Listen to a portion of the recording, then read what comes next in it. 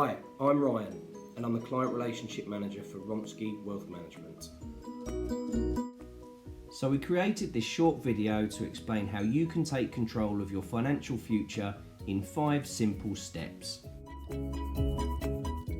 So the first step is to take some time to really think about what your future lifestyle could actually look like. Planning for later life has changed a lot, and it can actually be an exciting exercise to decide what would really make you happy, and then work backwards to see how much income you might need to do it.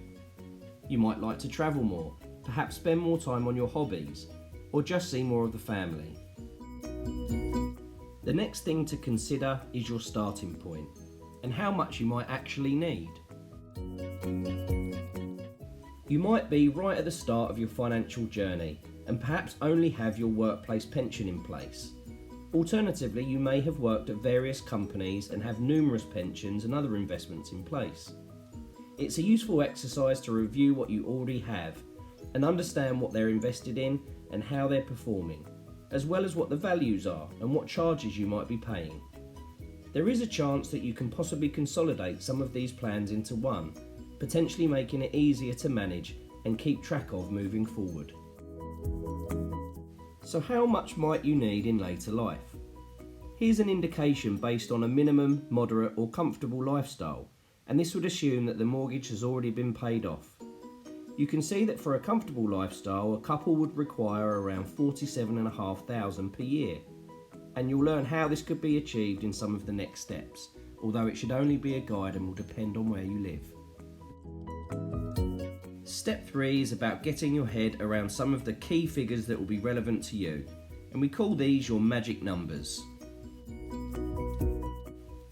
The first is your planned retirement age, when you might start to reduce the amount you work and therefore rely on the pensions and other investments you've built up. Next is your investment term, which is simply how long you've got left until your planned retirement age. Your income target is the figure you might need as a household to achieve the lifestyle you desire, as we've already explored. The total pot required is the amount you'll need to have built up in various pensions and investments that can provide your income target. Finally, the investment required is a little trickier and may need some calculations, but is ultimately the amount you'll need to be putting away to achieve your total pot required. The next step is to get a good understanding of the basic plans and tools available to you that can help you achieve your magic numbers. This can include various pension plans, including state, workplace and personal pensions. It can also include other investments such as investment ISAs and property income, or can come from the sale of a business, downsizing, or possibly even inheritance. It's also important to get a general understanding of things like your annual allowances, tax relief, and also how compound growth can work in your favour over the long term. The final step is to get an understanding around the options you might have when it comes to start accessing income from your pensions and other investments, so that you can work less and enjoy the things you want to do.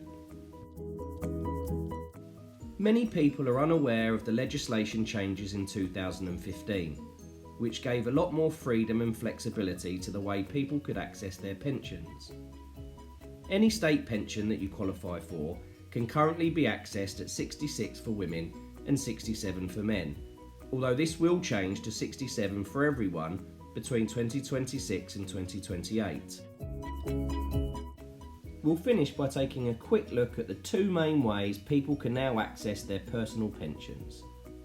The first is called an annuity, which effectively means using the money you've built up to purchase a fixed income for life.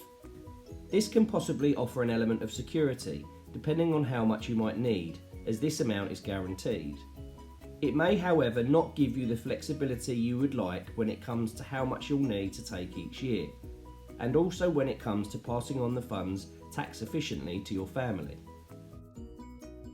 A potential alternative is known as flexible drawdown or flexi access drawdown.